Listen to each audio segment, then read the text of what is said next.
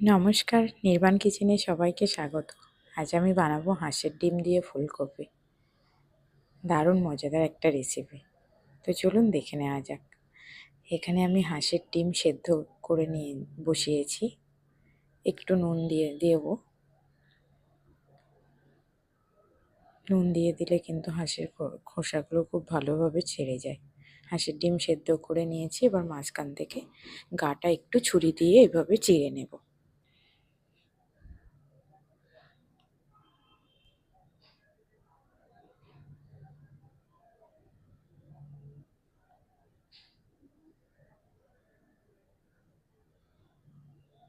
এবার এখানে আমি একটা ফুলকপি নিয়ে নিয়েছি। নিয়ে ফুলকপিগুলো আমি পিস পিস করে কেটে নিয়ে নেব।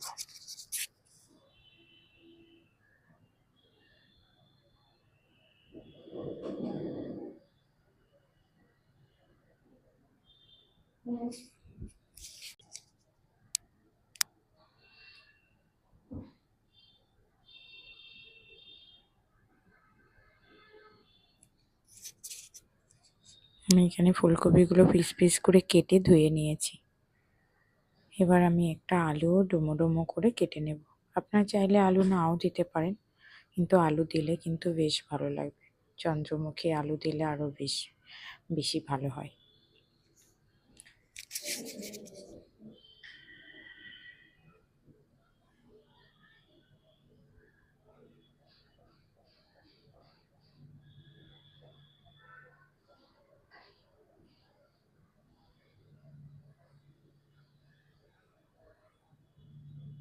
অনেক দিন রান্না করে আসতে পারিনি, কারণ শরীরটা ভালো ছিল না বলে। আজ আমি অনেক দিন পরে এলাম রান্না করতে। এবার আমি এখানে একটা পাত্রে জল গরম বসিয়েছি, তার মধ্যে একটু হলুদ দিয়ে দিয়েছি। দিয়ে আমি ফুলকপিগুলো একটু ভাপিয়ে নেব।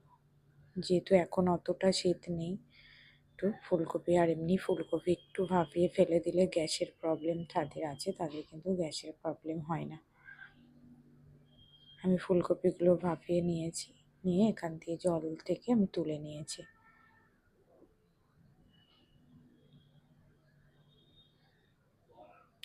এবার কড়াইতে আমি একটু সর্ষের তেল দিয়ে দিলাম, দিয়ে একটু সামান্য নুন দিয়ে দিলাম কড়াইতে, যাতে ভাজতে গিয়ে কিছু না লাগে। ডিমটা হলুদ দিয়ে দিলাম তেলের মধ্যে, দিয়ে ডিমটাকে ভেজে নেব। তেলে হলুদ দিলে কিন্তু কোনো কিছুতে মশলাটা কিন্তু ভালোভাবে মিক্সড হয়ে যায়। ডিমটা ভাজা হয়ে গেছে, ডিমটা তুলে নেব। এবার আমি ভাপিয়ে রাখা ফুলকপি আলুগুলোকে আমি ভেজে নেব। ফুলকপি ভাজা হয়ে গেছে, ফুলকপিগুলোকে তুলে নিলাম, নিয়ে এবার আলুগুলোকে আমি ভেজে নেব।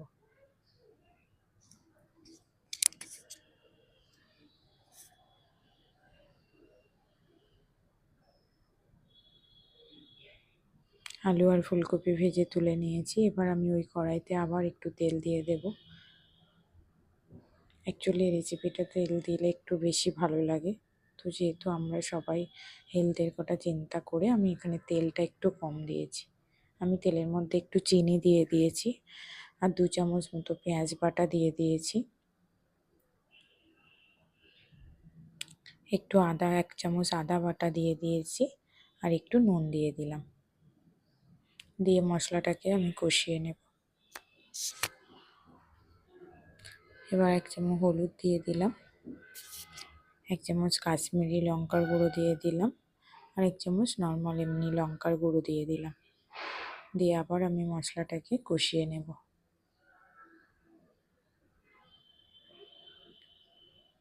মশলাটা কষানো হয়ে গেছে। এবার আমি এখানে গোটা গরম মশলা নিয়ে নিয়েছি, দারচিনি, এলাচ, লবঙ্গ বেটে নিয়েছি। এবার এটাকে আমি মশলার মধ্যে বাটা গরম মশলার মধ্যে দিয়ে দিলাম 1 চামচ মতো। মশলাটাকে কষিয়ে আমি ভাজা ফুলকপি আর আলু আর ডিম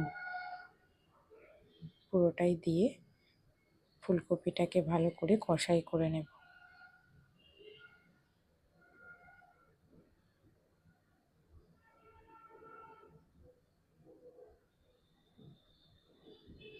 কষানো হয়ে গেছে। এবার আমি অল্প জলে, খুব বেশি জল দেবে না, যেটা ফুলকপিটা সেদ্ধ হয় আর গ্রেভিটা একটু ঘন হওয়ার মতো। এবার মধ্যে স্বাদ মতো নুন দিয়ে দিয়েছি। আমি আগে একটু নুন দিয়েছিলাম, এখন আবার স্বাদ মতো নুন দিয়ে দিয়েছি। আরও 1 চামচ ঘি দিয়ে দিলাম, দিয়ে আমি ফুলকপিটা ঢেকে দেব। দেখুন ঢাকনা, ফুলকপি কিন্তু আলু সেদ্ধ হয়ে গেছে। আর বেশি কিছু করার নেই, জাস্ট একটু ঘি ছড়িয়ে ফুলকপিটাকে নামিয়ে নেব।